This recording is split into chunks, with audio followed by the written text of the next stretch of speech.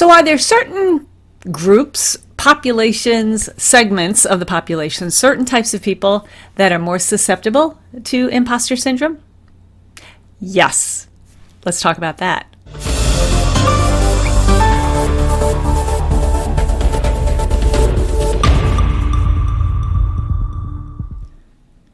It's actually one of the most common questions that I've found. Are there certain people, certain groups, certain populations that are more susceptible to imposter syndrome? And yes, the answer is indeed yes. There are certain pockets of populations, certain industries, certain groups of people where imposter syndrome seems to worm its way in and affect it more readily and more deeply. And I'm going to list a few of them, and maybe one of them describes you. The first one is the STEM industry: science, technology, engineering, and math. And I put this first because that's where I'm from. You know, my background is engineering with NASA, and I lived and breathed it. And here's how it works with people in STEM. I know for me, when I was in college, I loved my college career, had a great time in college. Wasn't a straight A student, but still I did great. I did well. And sometimes it was a struggle. I had so much to learn. And then I graduated and landed at NASA where, oh, for goodness sakes, it's NASA. Holy cow, go big or go home. I don't fit in. I don't know anything. And I learned quickly that a lot of what I learned in college was either forgotten or not relevant to the type of work I was doing at NASA. And on the flip side, there was probably some things in college that I should have paid better attention to, namely like fluid flow control, because that's a lot of what I was doing at NASA. So I get to NASA and I feel like I'm drowning. I have to learn all this stuff. And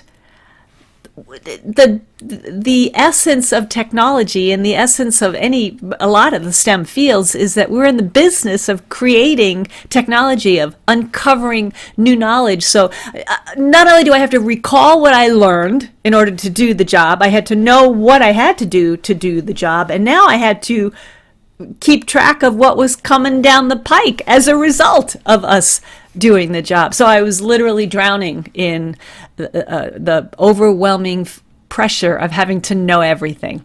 So I had to know what was coming down the pike and keep up with everything that I was supposed to do. So I was drowning. So people that are in the STEM field, and all the STEM fields are similar. Any science, biology, chemistry, astrophysics, any of those hard, pure sciences, same thing. Technology is probably the bigger chunk of the STEM world in terms of how much knowledge is increasing. Information science, computer science, programming, artificial intelligence. I mean, just so much developing. And then engineering, all the engineering. I was a mechanical engineer, but there's civil engineering, industrial engineering, chemical engineering, biological engineering, biomedical engineering,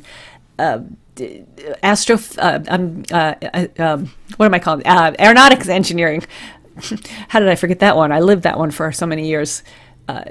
So many areas of engineering where new technology, new discoveries, new applications are being uncovered, developed, and discovered. So yeah, there's pressure. And then, of course, mathematics. You think, oh, well, how hard is it to be a math teacher? Well, I have a brother who is a math professor, and he's a math professor at University of New Mexico. And he gets excited about something called graph theory. Now, what's graph theory? I don't know. I'm not a math expert, but it's not just calculus and trigonometry. The way he talks about graph theory was so solemn and so powerful and very deep. So even in mathematics, there are so many layers and intricacies and details to know. And then there are the industries that are kind of tangential to all of the STEM fields. And I think, for example, mathematics, it's not just about math. It's not just about being a math teacher or a math professor or a guy who loves graph theory. But think of any industry that is heavy on math. You think statistics, accounting, the insurance industry, financial planning industry, economics, where there's projecting what's going to happen with the economy, all math related. People in all of those fields, in all of those genres, can feel easily overwhelmed with imposter syndrome. So STEM, huge portion of imposter syndrome people. The next group are, almost seems like it's at the polar opposite. These are the creatives. These are the artistic ones, the photographers, performers, singers, dancers, theater experts, creative designers, decorators, architects. And what's interesting is if you are a person that maybe you're in a field that straddles both. And I think of architects because I roomed with one in college my freshman year. Crazy artistic, but architecture was part of the engineering college. Very technical. Of course, it makes sense. You're building structures and you've got codes and things, building codes to comply with. So if you've got a foot in both fields, or for example, a web designer, same thing. Very creative, artistic, but you got to know your code. A graphic designer, same thing. My daughter's a graphic designer. Even in communication world of like radio and television, it's not just somebody behind a camera anymore. It is a plethora of technology and cables and high tech and systems. It's creative indeed, but very technical. So if you've got a foot in both worlds, you get a double dose. But the thing about people in the creative world and how they struggle with imposter syndrome, it's very different from people in the STEM world. Again, STEM people are consumed with having to know the knowledge, having to absorb the knowledge. Creative people, it's a little bit opposite because now they have to create the knowledge. They don't have to pull it in. They have to pour it out. They're the ones that are creating. And their struggle comes in two different flavors, I guess. In one flavor, they're thinking, wow, I knocked it out of the park for my last client. I gave them an amazing design. Can I do it again? What if I have run out of great ideas? What if I have tapped out of my creativity? What if I just have nothing left in the tank? They're going to figure out I'm a failure and a fake and a fraud and a phony. So that's one level, one flavor of it. And the other flavor of imposter syndrome for the creatives is the standard of, not the standard, but the success, I guess, is often defined by meeting a standard, which is often kind of elusive. It's not concrete. It can be very subjective and can be changed or morphed over time. It's like trying to hit a moving target.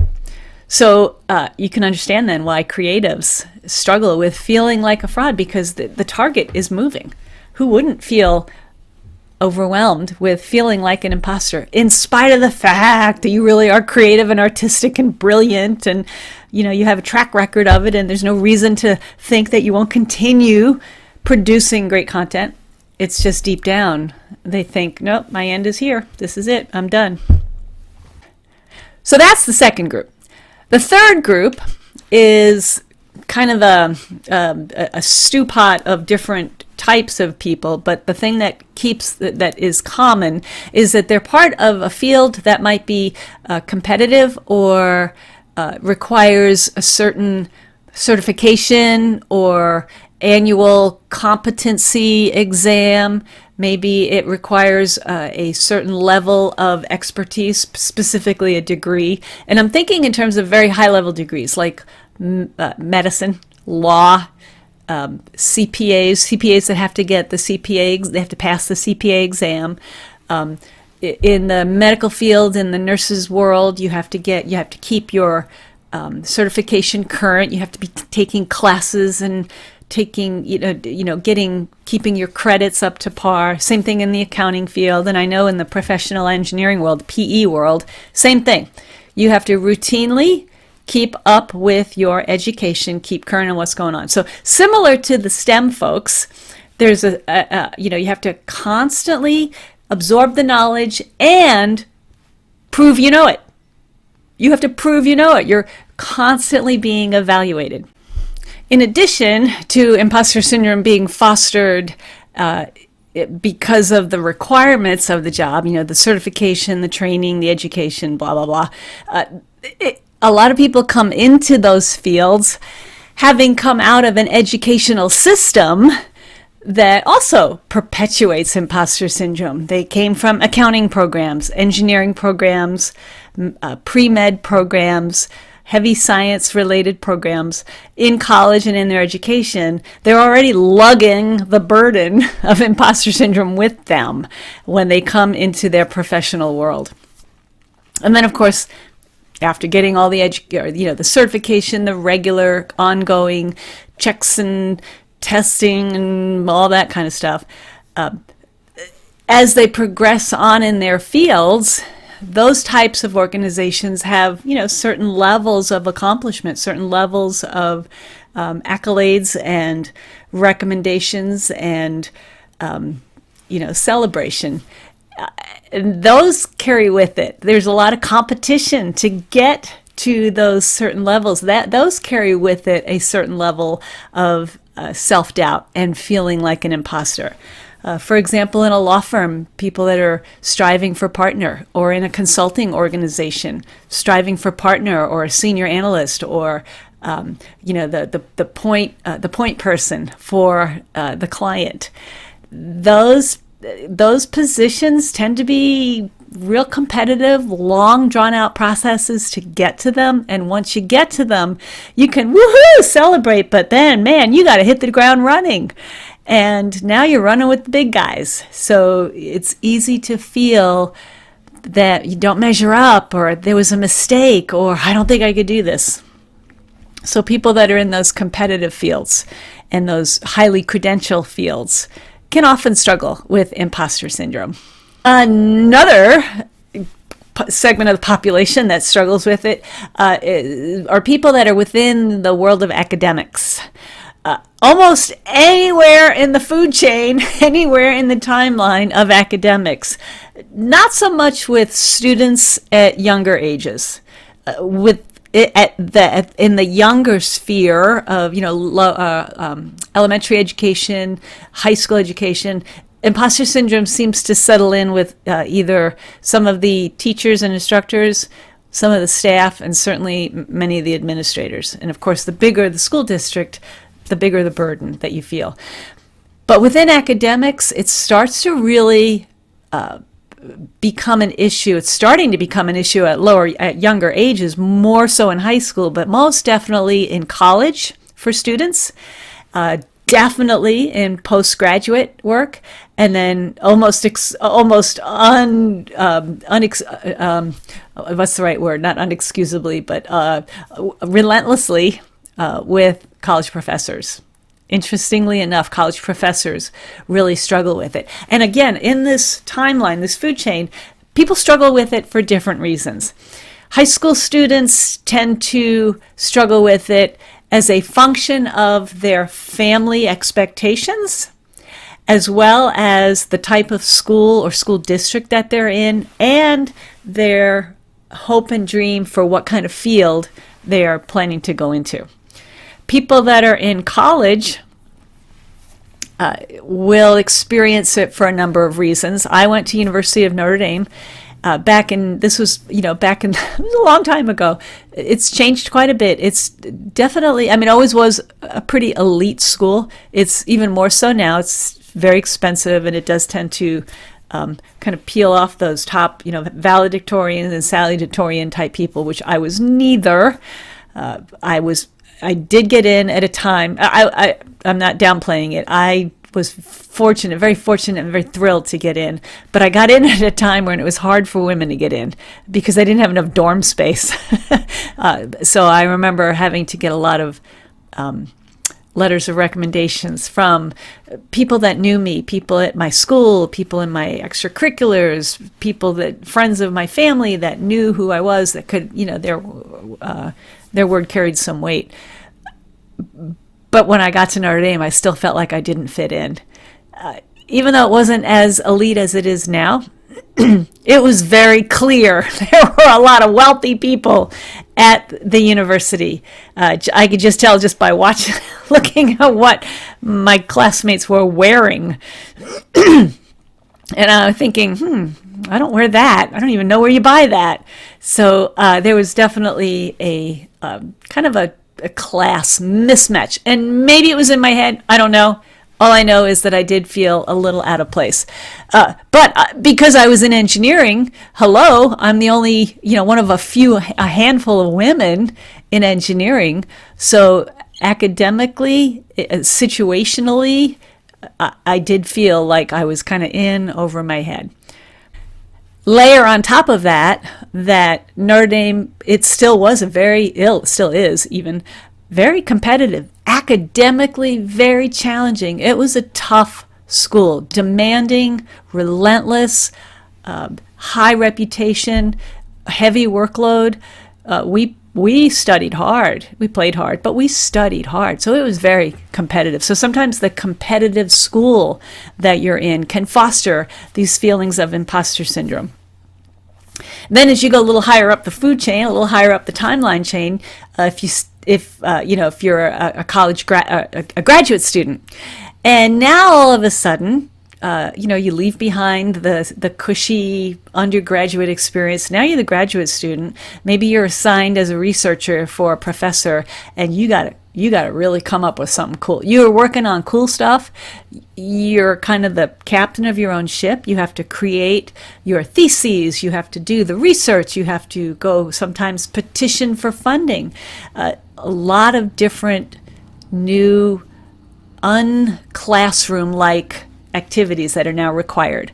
So yeah, you're going to feel like, ooh, do I measure up? Professors will also feel it because they're constantly having the pressure to publish.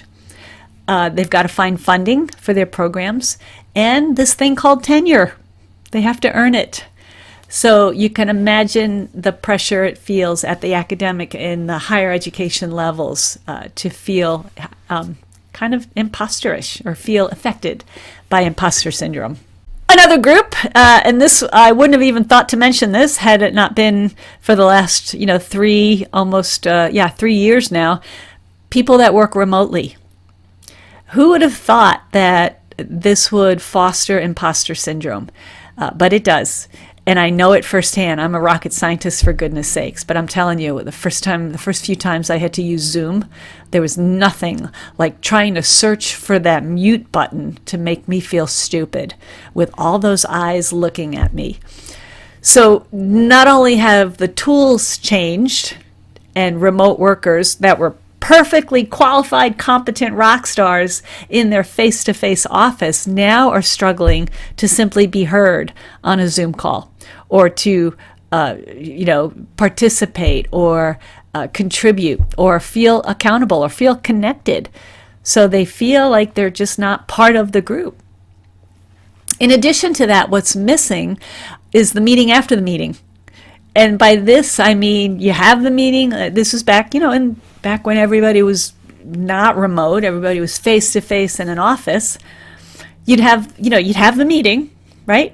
And everybody, yeah, okay, good, okay, meeting's over, and everybody leaves the meeting.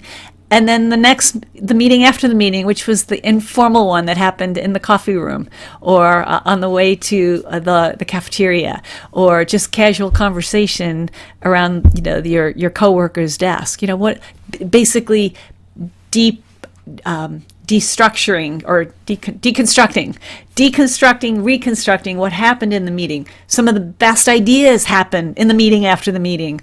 The under-table agreements happen in the meeting after the meeting. Even if it's just, how you guys doing? How was your picnic? How was your vacation? How's your wife doing? How are the kids doing?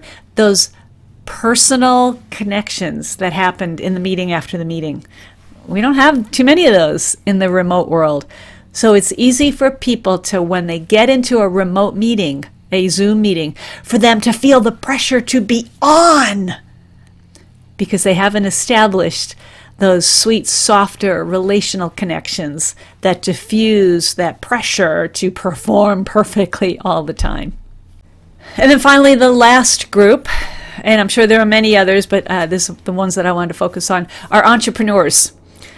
Particularly sole entrepreneurs, sole proprietors, one-man show, and I'm one of them, well, a one-woman show. And the reason we feel it is because we are the sole proprietor. We are the one-man show. We are the ones that are chief cook and bottle washer. We are making everything happen. And sometimes we have to do things that are either out of our skill set or out of our joy set. I mean, we have, gotta go make the donuts. And we feel inadequate. We feel like we're diving into areas that we're not prepared for. In addition, typically entrepreneurs, the personality of an entrepreneur is very much that Lone Ranger. I can do this and I'm going to do it myself. I'm just going to do what it takes to get it done because I can do it. And they sometimes don't delegate, don't ask for help, don't pay for help, don't engage help. Sometimes they do, and that's a beautiful thing. But in doing so, they put the pressure on themselves. But the side, I don't want to say what's the opposite of benefit, the side pain point of being that Lone Ranger is the feedback loop is non-existent. I mean, the feedback loop is you. You don't bounce ideas off of somebody. You don't give an idea and even read it in their face or get a different perspective, or better yet, collaborate. Like, two heads are better than one. With an entrepreneur, sole entrepreneur, that's gone. There is no mentoring. There is no partnering arm in arm. Let's get through this together. So those are a few of the pockets of population that can struggle with imposter syndrome. So if you find yourself in any of those pockets, guess what? You're normal. You're normal. It is normal to sometimes feel like an imposter. And it's okay to feel it. Just don't stay there. You could feel the imposter, just don't stay partners with the imposter. We've got strategies to work your way out of it. So I hope that was helpful. Drop a comment in the comments if you want, and head to my website if you want to see some more of my resources. And remember, I am here to help you overcome your imposter syndrome so that you can match your confidence to your competence and unleash your influence.